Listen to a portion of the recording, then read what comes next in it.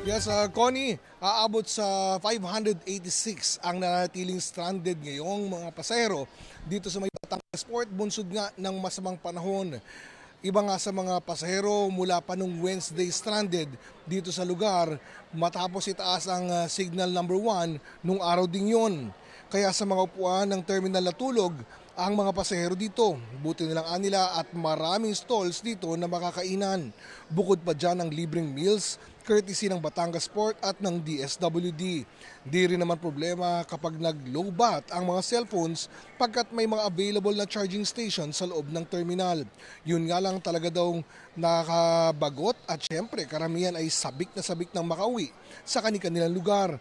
Pero sa kabilang banda, naisip din ng ilan na maigi na raw na naririto sila at ligtas kaysa malagay sa alanganin kung ipipilit ang biyahe. Bukod sa mga stranded na pasahero, nasa 110 ding sasakyang dapat mabiyahe ang natenga dito sa Batangas Port. Connie? Maraming salamat, Oscar Oida. Ito ang GMA Regional TV News. Mainit na balita mula sa Luzon, hatid ng GMA Regional TV. Binaha ang ilang bahagi ng Pangasinan kasunod ng pag-apaw ng Marusay at Sinukalan River. Chris, kamusta ang mga residente? Connie, sa bayan pa lang ng Kalasyaw dito sa Pangasinan, mahigit 15,000 pamilya na ang binaha. Ayon sa Municipal Disaster Risk Reduction and Management Office, sa ilang barangay, lampas tao pa ang tubig. Itinaas na ng mga residente ang kanilang mga gamit para hindi masira. May ilang residenteng nilusong ang baha, pero may ilang gumamit na ng bangka. Dito naman sa Dagupan City, bumabaha rin dahil sa pag-apaw ng Pantal Sinukalan River. Daang-daang residente na rin ang pinalikas. Sa Mangalda naman, bumaha rin dahil naman sa pag-apaw ng Payas Creek. Ayon sa opisyal ng barangay, hindi sila madalas bahain noon, pero nakaapekto raw sa daloy ng tubig ang ginagawang tulay doon. Inaayos na ang pagdadaluyan ng tubig. Habang patay naman ang isang grade 11 student sa Plaridel, Bulacan nang malunod sa Angat River at kwento ng mga magulang ng biktima, pauwi na ang 16 anyos na lalaki kasama ang kanyang pinsan at 2 kaibigan. Dumaan sila sa ilog at doon siya tinangay ng malakas na agos ng tubig. Ligtas na nakatawid ang 3 niyang kasama at humingi sila agad ng tulong. 2 araw ang lumipas bago natagpuan ang kanyang katawan. Patay naman ang isang senior citizen na lalaki matapos mahulog mula sa tulay ang minamanehong tricycle sa Karanglan, Nueva Ecija. Hulikam ang insidenteng yan sa barangay General Luna nitong Martes, kasagsagan ng pananalasa ng nagdaang bagyong Nando. Kitang tumatawid ang tricycle sa binahang overflow bridge sa Sitio Dipaan hanggang sa mahulog ito. Nagsagawa ng search and rescue operation ang mga otoridad para sa 67 anyos na driver. Natagpuan kahapon ang bangkay niya na palutang-lutang sa sitio niya. Base sa investigasyon, pauwi na ang driver galing sa kanyang kaibigan nang mangyari ang aksidente.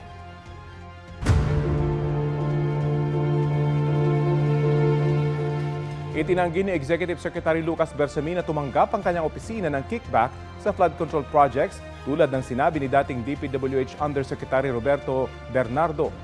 Sabi ni Bernardo sa pagdinig ng Senate Blue Ribbon Committee kahapon, humingi ng listahan ng flood control projects sa kanya si DepEd Undersecretary Tragiv Olivar noong 2024. Sabi raw ni Olivar kay Bernardo, 15% ang commitment sa opisina ni Bersamin. Giit ng Executive Secretary, wala yang katotohanan. Walaan niyang kinalaman ng Office of the Executive Secretary sa mga alokasyon sa DPWH budget. Wala rin anyang anumang transaksyon ng kanyang tanggapan kay Bernardo o kay Olivar. Nauna na rin itinanggi ni Olivar ang mga paratang sa kanya ni Bernardo. Nagalit si DPWH Secretary Vince Dizon sa District Engineer ng Davao Occidental.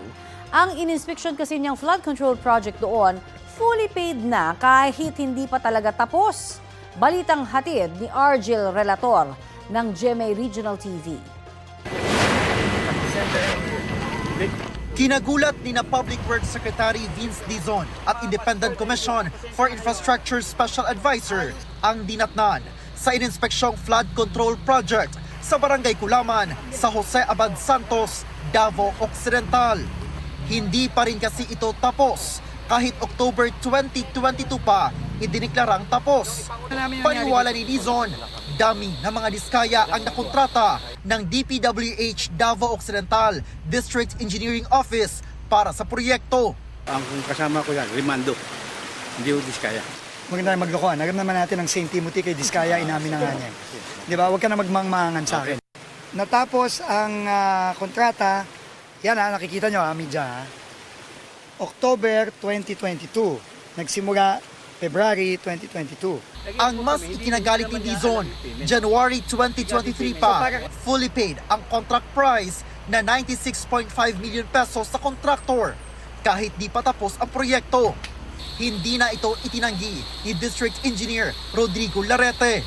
Nagbayad ka kahit hindi talaga siya completed. Correct? Yun ang pagkakatotoo. Oo. Totoo. At least umaamin ka. Yun totoo po. Okay. Yan ang sinasabi mo, kaya mo ginawa yon kasi Due to the disbursement rate na hinahabol namin. Pero with the agreement na tatapusin ang kontraktor. Inusisa naman ni Magalong kung ano ang sinasabi ni engineer na tinrabaho umano. Ano yung nagawa nung 2022? Kwento mo. Ang nagawa ng 2022 is katupol. Ano yun? Ito. Yung mga poste na yan. Oo, yung mga poste na yan. 2022. Which is 1.5 Ginawa yan. meters. Noong November, malapit na yung matapos kasi yun nila kulang. November Bumaha. 2022. November 2022, bumaha. nasira. Noong July naman 2022, kasi hindi sila makapag-move, nagkaroon sila ng problema sa quarry. Pero sa larawang ipinakita ng kapitan ng barangay, nakuha umano 3 linggo lang ang nakakaraan. Walang ginawang konstruksyon sa lugar. Ibig sabihin, nagsimula lang silang gumawa ulit just 2 weeks ago. Ano yung nakita nyo nung 2022? Ano nakita niyo? Explain nyo. Nag-clearing lang po sila dito, sir. Nagsimento sa baba, tapos iniwan na po. Hindi ka na naawa dun sa mga estudyante dyan, saka yung mga tao dito. Hindi mo ba sila iniisip? Iniisip ko rin po, kasi Bakit ka nagbayad ng gumawa nga hindi kami ng complete? flood control eh. Hindi lang ho na kompleto eh. Ang masama, hindi kami gumawa. Gumawa po kami. Gag. Flood control ba yan?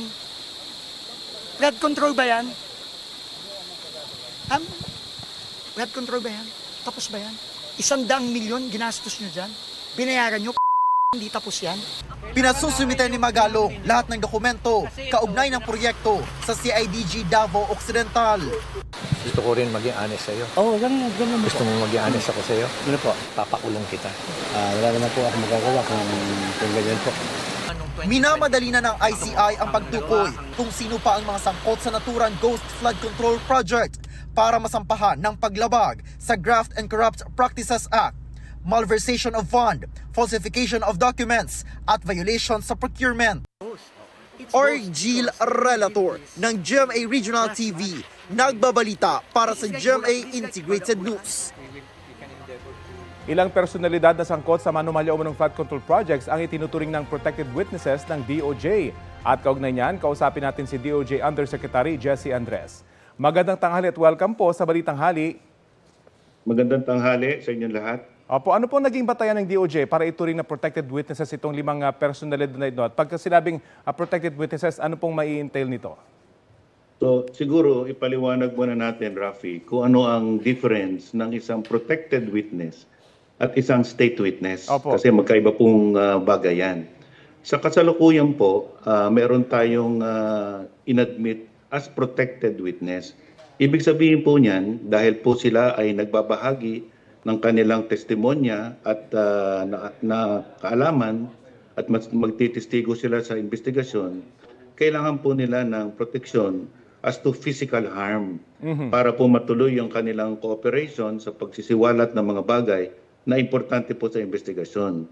Hindi po natin sila binibigyan ng any criminal immunity at this point in time dahil po ine-evaluate pa natin ang ebidensya na kanilang inilalahad.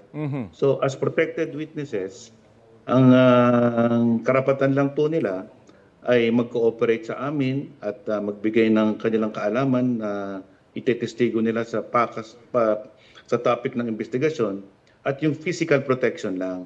Ngunit binigay po nila yan, kaharap ang testimonya niya ng kanilang mga abogado at piniliwanag po namin na maaari pong gamitin ang kanilang testigo laban sa kanila. So yan po ang unang step na ating gagawin. Ano? Then opo. Pero meron po ba sa kanila posibleng maging state witness kalaunan? Oo, yun. Paliwanag ko naman na kasalukuyan din, lahat sila nag-a-apply na maging state witness.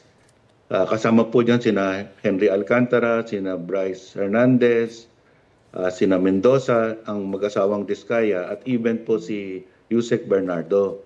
Ngunit wala pa po kaming binibigyan ng status as state witness dahil po ang requirement namin, ilahad muna nila ang buong katotohanan, magtestigo sila at sabihin nila ang lahat ng kanilang nalalaman at kasama na rin yung kanilang obligasyon na magbalik ng mga pera, mga funds, mga proceeds na illegal nilang nakuha.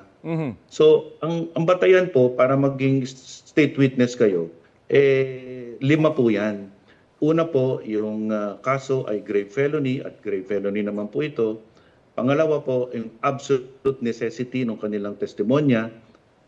Pangatlo, wala pong other direct evidence na makukuha maliban po sa kanilang babanggiting testimonya.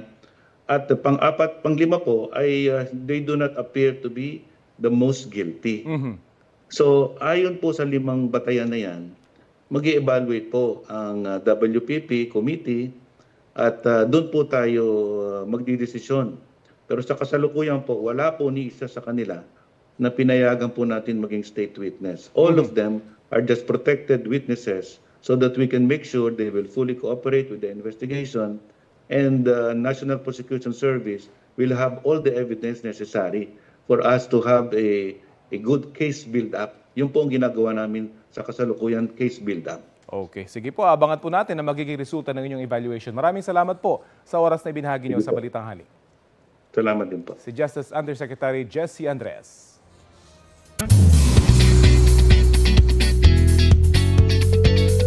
Pamba ang latest for the weekend, mga mare at pare. Focus on positivity raw at maka-inspire ng mas marami pa si Sparkle star Shuvi Etrata. On the list, sa sunod-sunod na projects ni Shuvi ngayon ang horror film na Huwag Kang Titingin.